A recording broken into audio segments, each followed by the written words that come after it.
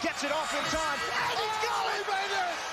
Big time Nets win! The only Net fans you know? The only Nets fans you know? Man. I mean, come on, man. Or are these guys? Welcome back to the Only Net Fans You Know podcast. I'm Peter, episode 110. I have a very special guest today, NBA analyst, Nets legend. Big welcome to the show to Tim Capstraw. How's it going? I'm doing great, Pete. How you doing? Oh, man, thank you so much for doing this and taking your time out. We're recording this during the preseason, but the last time I saw you was 2 years ago, and so much has happened. Mikal Bridges was the star of the team. Jacques Vaughn was the coach. So I'm going to speed things up and take us to draft night. I think everyone and their mama thought maybe the Nets would pull some chess move, moving up, moving down. What's your take from their draft strategy? Sean Marks and his staff, they are just, look at their track record. Since they arrived, it has been nothing short of very impressive. Their ability to evaluate talent and understand the development of, what type of guys will have the type of development needed for the NBA. So was I a little surprised they went 5 in the first round? Yes, like everybody, like almost everybody. But at the same time, I think they're looking to, they saw players that they saw they had a need for. They had a feel for what they were looking for. And I'm excited. I watched these 5 guys play. I've watched them in practice. I've watched them in the exhibition games, obviously. And there's a lot to like. There's also a lot to work on, that's for sure. But you got a number of guys, not even 20 years old yet, and a lot of 19-year-old players. So, I said, we always use the term during our broadcast, they're so young, the coaches cut their meat for them. You know what I mean? I'm like, these are the type of guys we got on the Nets this year, you just got to kind of wait and see. It's going to require some patience, but the development of players is something that I really enjoy watching, and I have incredible faith in management, and also that the coaching staff has remained totally intact says a lot to me, that these guys understand the job at hand, how long it's going to take, the effort involved, and man, when I watch them work in practice, I am just blown away. In 1992, you're the NEC's Coach of the Year, so you're obviously very familiar. You have a track record. Looking at these guys, they're so raw. I look at a guy like Nolan Traore, for example, who can't go left. And I think about something that you said a while back on, I think it was an interview or maybe a Nets game broadcast, that players can learn or they can improve their shooting, but the other skills are born with. Well, I mean, I think you can certainly improve your ball handling skills too. I mean, you can dribble, work on your ball handling. And I don't think that's necessarily, an issue. I think Traore is quick with the basketball going either way. Or, I haven't noticed that he's been right-hand dominant that much. He's struggled. There's no doubt about that at times. But I think guys, I think you see in the NBA that guys shooting doesn't always, but can not rapidly, but can improve over time.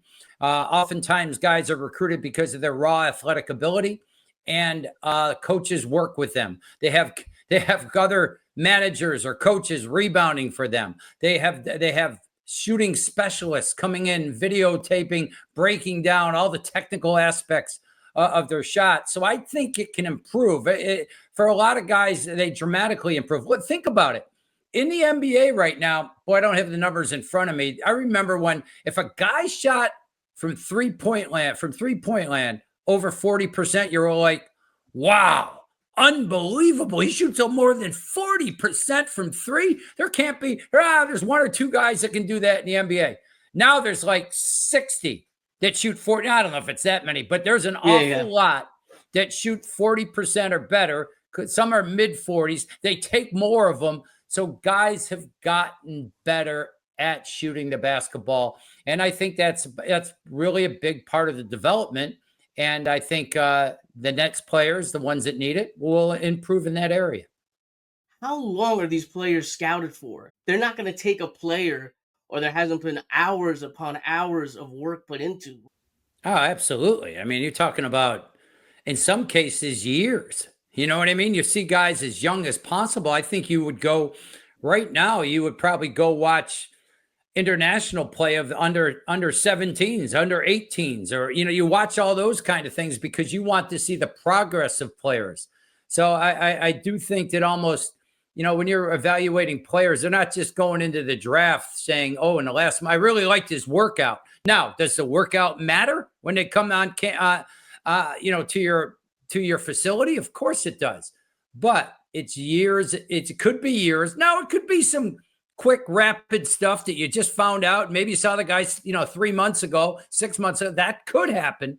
But for the most part, I think, guys, you want to have as much knowledge and information as possible, not only about their basketball ability, but about their character, their makeup, their love of the game, their background. You've got to know everything about them. These are the most critical decisions that can be made oftentimes by organizations. So you want to make sure you give yourself the best chances to get it right.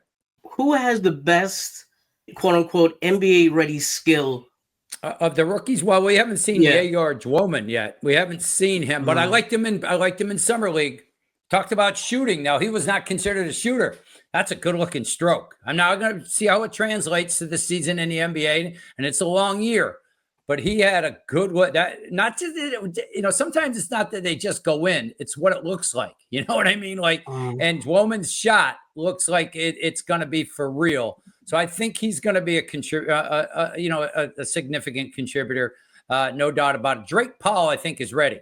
I think he's ready to do something. I don't know how much, because I think he'll stay within his, you know, stay within himself. Let the game come to him. I think he's an NBA ready defender right now, which is important. He's got the quicks, the athletic ability to get a lot done. And again, if he shoots it well enough, and he's got a solid shot, I think he can be a role player that can contribute right away. Ben SARAF, liked what I've seen so far. He's got a physical way about him. He's strong.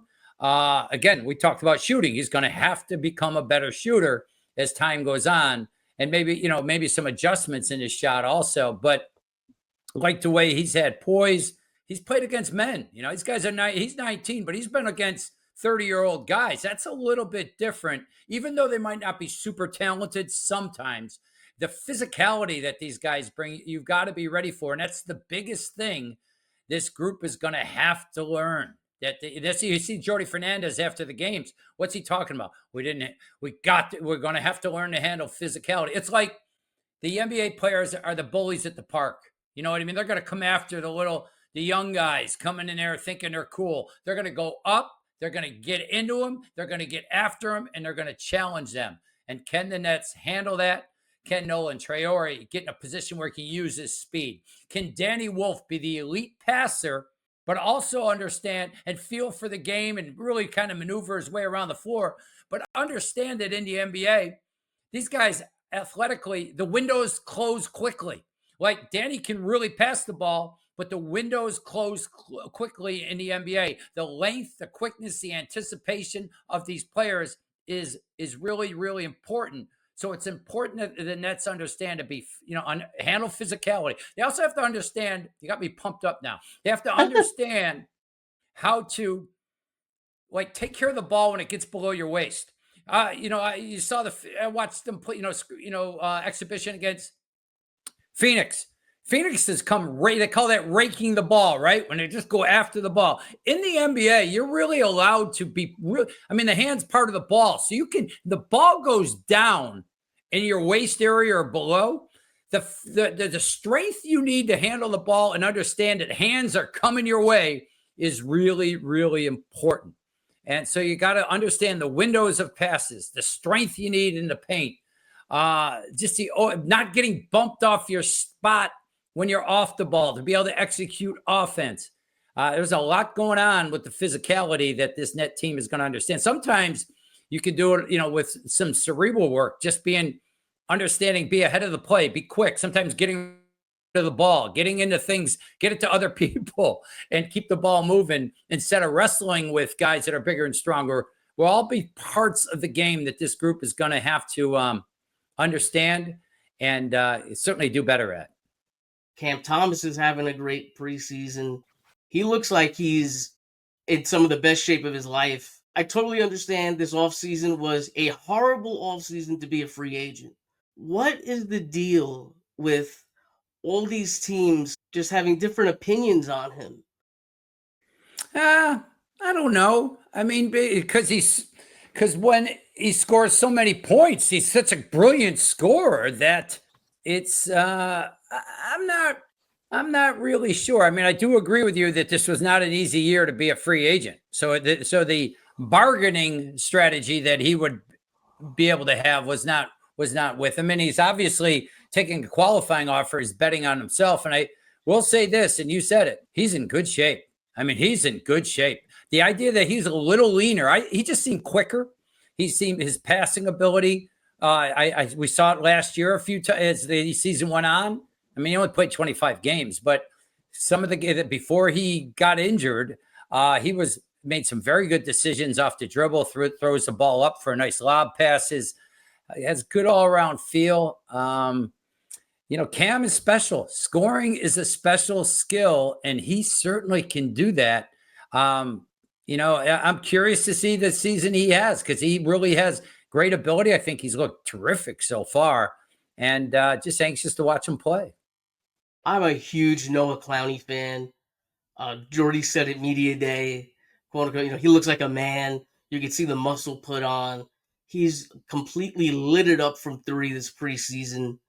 And I look at the roster, see his age, his contract situation. I know Michael Porter Jr. is put at power forward. I would love to see Clowney starting at least at some point. Jordi runs the point series offense. I'm looking and trying to see who will be the hub at the elbow that initiates the offense. Yeah, well, I mean, you're talking about Clowney. He could play that, and different guys do go to the elbow in their offense at times, but it's usually the 5-man. It's usually Nick Claxton, who's very adept at handling the basketball. He's good at handling. He's very good at the RPO, the run pass option. Like he'll fake the handoff and to turn the corner and go. He's shooting the ball better. Again, his dribbling ability for a big man gets him places, and yet he's got to be able to finish at a higher level. Day'Ron Sharpe is also very good in the high post area. Remember, Jordi coached with Jokic. You know what I mean? Like Jokic was their guy, so they were able to run offense. And before that, it was Sabonis. These are some of the great elbow performers that the NBA has seen. And I think the Nets have taken a lot from that. I think they build off that. I think their offensive flow is very nice. I like the way they play. I think they get high quality shots within the offense. And that high post elbow action, it's usually a center, but different people can go there and initiate offense. Getting back to Noah Clowney, who could be on the elbow, but most often is not. Just rarely is there. Good point. His shot is really improved. I thought last year, though, he didn't show enough of his all-around game, and I expect him to really make a jump this year. Like I was going crazy about him before the season last year. Because I thought I really missed it on his evaluation. Didn't think he was great as a rookie, but then he really came on at the end of the year. Can really shoot the basketball. It's a beautiful, talk about like guys that it looks like it's going in. He's got a nice, comfortable stroke, but you could even see it in the exhibition season, Pete. He was looking to catch and rip and attack.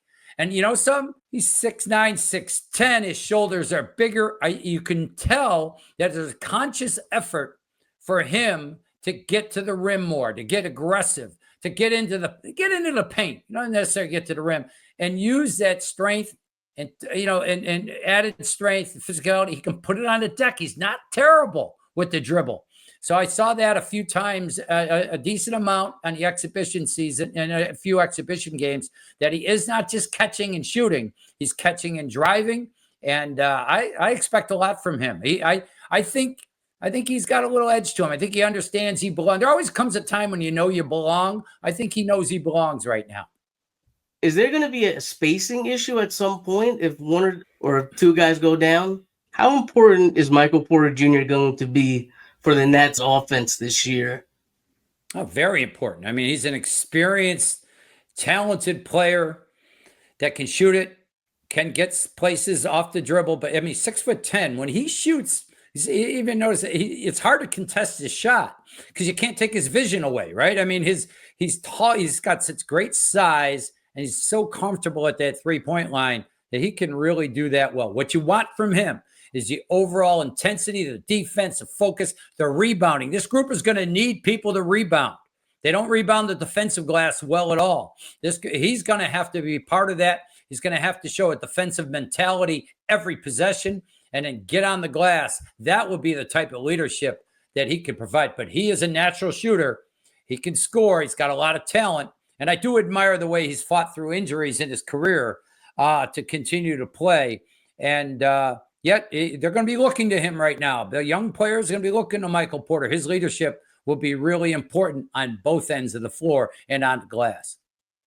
What is the biggest difference that JORDI does compared to other coaches or his peers? I'm not privy. I didn't watch it.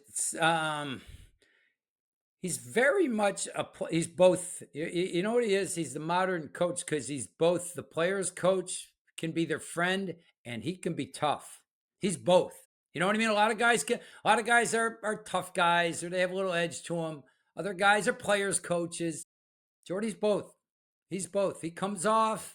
You see him in a press conference, very kind. If you ask him a question, you never feel awkward because he's a good man. You know, and things like that. You know, always answer, very polite. Those people, but not afraid to address things directly. And just to really, you know, players know when you're a good coach. The other thing I admire about him, not afraid to take to delegate. He knows what's going on all day. Like practice, he has his coaches doing a lot. He has his assistant coaches with a ton of responsibility.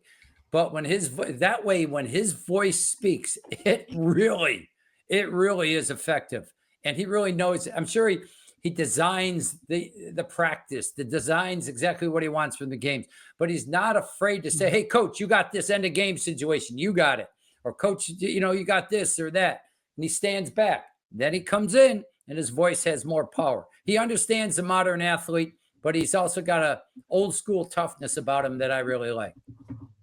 I'm going to start wrapping things up, but I'm going to give you a couple rapid fire questions. Yeah. You know, a player we haven't talked about, Terrence Mann. I want to make sure we mention him. I think he's a good player. I just think some guys are just good basketball pros. That's what I think with Terrence Mann. He understands how to play the game, where to be, can shoot it pretty well.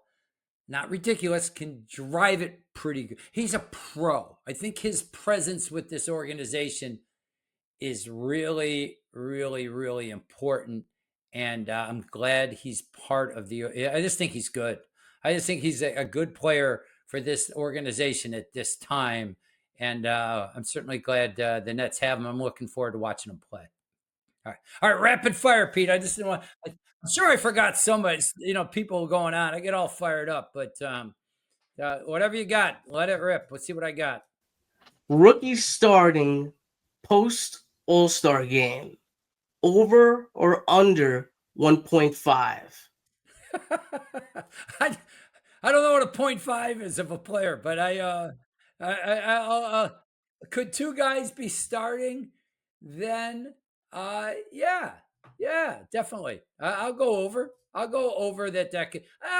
But you know, I think things change. You never know. There's so many variables, injuries, who's out there, what's going on. But you know, I could see games. That's what you're saying, 1.5, because I don't think it'd be every game. But I could see a backcourt of SARAF or Traore and as a point guard. I could see Egor Dwoman as the off guard. So that would give me over 1.5. I could see Drake Powell getting a win, you know, getting an opportunity. So there's different guys. So I'll give an over to that, but not all the time. So I don't know if that puts me over or not. So I'm hedging my bet right now. Okay. Egor Demin's 3-point shooting percentage, over or under 33% from three? Over. I think he's over. I think he's going to shoot the ball, not crazy, but he'll be in that 35 to 37, 38 range. I just think I see a stroke there that's there. I think the spacing would allow him to take good quality threes. And I think he's capable of, I think he's going to press a lot of people, not with different things, but certainly I think his shooting is going to be important to him. Michael Porter Jr., over or under 18 points a game? Over. Not crazy over, but I think he'll get that's that. I think he'll be a 19, 20 point game score. Him along. You would think that he would be up in that area. Cam Thomas, natural. So you probably got a question on him. So I'll let you go with that. That's funny. It's just you just brought it up. Funny enough. All right, what do you got? This is the question. This is the tricky one. Oh boy. So we'll be careful here. What is the percent chance that Cam Thomas gets traded at the trade deadline? I know that he has a no trade clause, but listen, we know the dirty little secret. Agents go, they talk to teams, they find out who's interested. And I personally could see something happening that maybe he gets shipped off to a playoff team and he has a great playoff run and he gets a good contract. I could see a scenario like that. But what do you think? I think everything's on the table with this team, with almost all the players. They're in a situation right now where they're trying to just continue to put themselves, improve as an organization and put themselves in a better position. I think Cam Thomas, I think anything can happen. And who knows, but I don't have an opinion. I'm not great on management questions because you're so far out of the loop, and you're just speculating, and it would be silly for me. And again, I don't think they would be able to tell you right now. Yeah, well, if the offer is great, yeah, that's a great idea. If it's not, so you got to be kind of wishy-washy on that as far as a response. That's for sure. Nets only have one first rounder in this upcoming draft. They have a bunch of young players. Over or under 20 wins? Over. I think they're going. I think they'll go over 20 wins. I think JORDI Fernandez will coach, because when you're coaching the team, you're not worried about the other parts. I don't think there's interference from. I think JORDI Fernandez. But I just think he has a knack. I think they're gonna. I think there's good talent. I think there's pretty good talent, but I think that they will be coached at a level that will win them more than 20 games this year. I agree with you. I think I could see 22, 23 wins. That would be my guess. I think over is a good pick. All right, Mr. Capstraw, do you have any promo you want to throw out there for the people where they could find you? Do you have any camps coming up? Not really camps this time of year. Summer camp over in Wayne, New Jersey in the summertime. No, it's just that if you want to listen to a great basketball game or listen to Chris Carino.